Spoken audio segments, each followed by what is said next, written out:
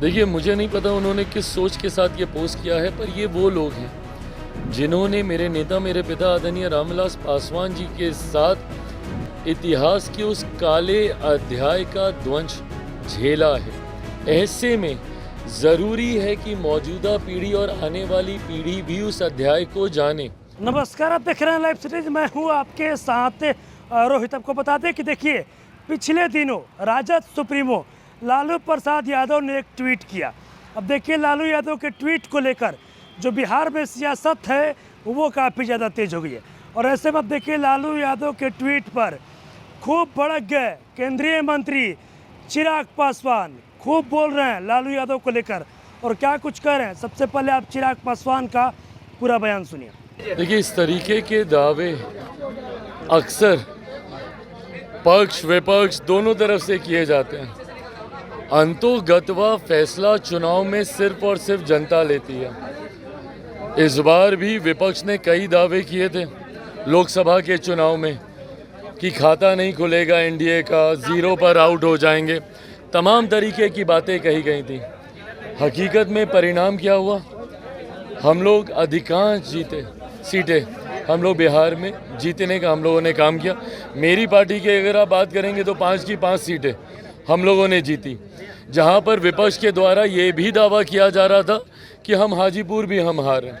तो ऐसे में इस तरीके की बातें कही जाती हैं, पर अंतोगत्वा जनता किसका साथ देती है। और एक बात स्पष्ट है कि जनता ने ये तय कर लिया है कि बिहार में डबल इंजन की सरकार से ही बिहार का विकास हो सकता है।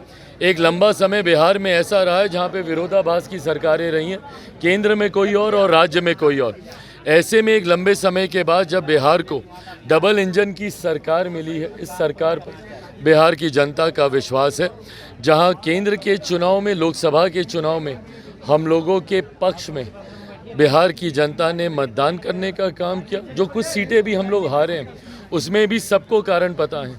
कहीं ना कहीं उसमें भी हम लोग अगर थोड़ी सी बेहतर तरीके से अगर हम ही लोग चुनाव लड़ते तो परिस्थितियां और बेहतर हो सकती थी। ऐसे में विधानसभा के चुनाव में भी बिहार की जनता ने मन बना लिया है, एनडीए की ही सरकार आएगी। मुख्यमंत्री नीतीश कुमार जी के नेतृत्व में एनडीए चुनाव लड़ने जा रहा है, और विधानसभा चुनाव परिणामों के बाद बिहार में भी एनडीए की ही सरकार बनेगी।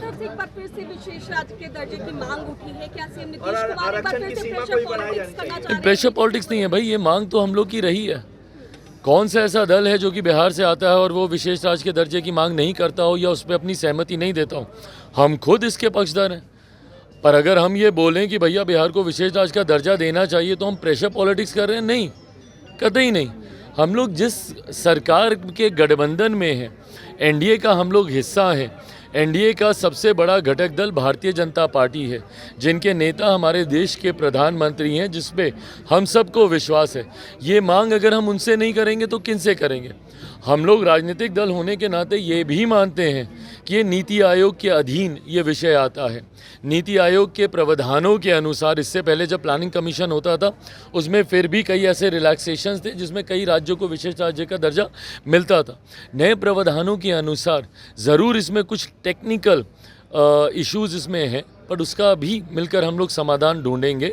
जो जनता दल यूनाइटेड ने कहा है, ये मांग हम लोग की भी है कि बिहार को जल्द से जल्द विशेष राज्य का दर्जा मिलना चाहिए। अश्वनी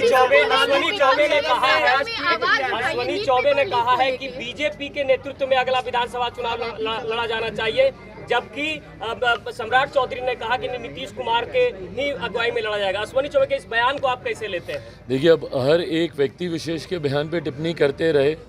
अधिकृत बयान किसका होता है? जो पार्टी के अध्यक्ष होते हैं।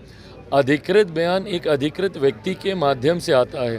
पार्टी के कई नेता होते हैं जो अपने अपने पार्टी के प्रति आस्था रखकर इस तरीके के बयान देते हैं, और उसका भी मैं सम्मान करता हूं, क्योंकि वो उनकी अपनी व्यक्तिगत भावना है।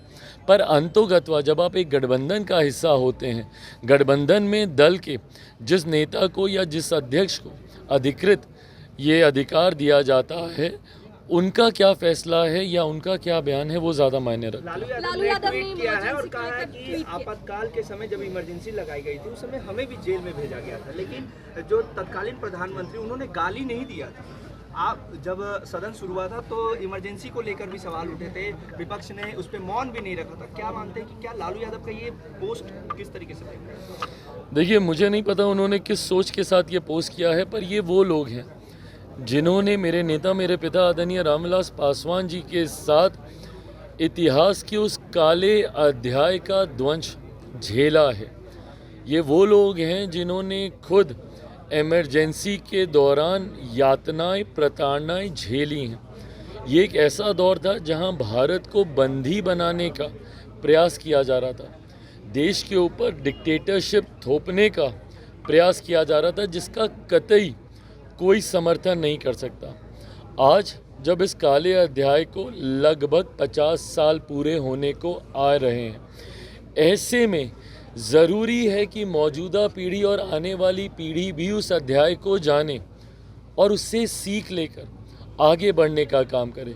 इसके लिए ज़रूरी है कि इस पे चर्चा हो, इसके लिए ज़रूरी है कि इस पर निंदा प्रस्ताव सर्वसहमति से पारित हो। मुझे नहीं लगता कि कोई भी, इंक्लूडिंग कांग्रेस, क्या वो आज इमरजेंसी का समर्थन करती हैं। जब माननीय अध्यक्ष जी ने लोकसभा में जब इस प्रस्ताव को जब वो पढ़ रहे थे, जिस तरीके से विपक्ष, और विपक्ष में भी मैं ख़ास तौर पे मैं कह दूं क्योंकि मैं खुद उस वक्त सदन में मैं मौजूद था, सिर्फ कांग्रेस के द्वारा ये हंगामा किया जा रहा था।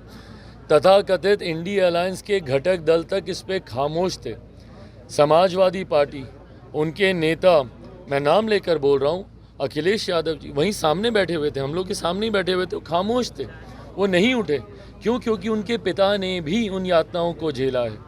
मेरे खुद के पिता ने इमरजेंसी का वो दौर, जब तक वो जीवित थे, उसकी कहानियाँ बताते थे। उस दौर में क्या क्या प्रताड़नाएं उन लोगों ने झेली हैं, कैसे महीनों तक उनको जेल में बंद करके रखा गया बिना किसी कारण के, ये तमाम बातें उन्होंने बताई हैं। तो अभी आपने देखा जो केंद्रीय मंत्री हैं चिराग पासवान राजद सुप्रीमो लालू प्रसाद यादव के ट्वीट को लेकर खूब भड़क गए और साफ साफ कह रहे हैं कि बिहार में स्टेट में अलग सरकार होती थी और केंद्र में अलग सरकार होती थी, तो विकास नहीं हो पाता था। लेकिन अब देखिए बिहार में भी और केंद्र में भी जब सरकार एक ही बनी है, डबल इंजन की सरकार है, तो अब बेहतर विकास होगा। खूब बरस रहे लालू यादव पर भी।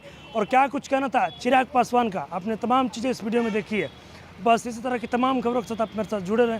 तब तक के लिए धन्यवाद। देखिए, मुझे नहीं पता उन्होंने किस सोच के साथ ये पोस्ट किया है, पर ये वो लोग हैं जिन्होंने मेरे नेता, मेरे पिता आदरणीय रामविलास पासवान जी के साथ इतिहास के उस काले अध्याय का ध्वंस झेला है।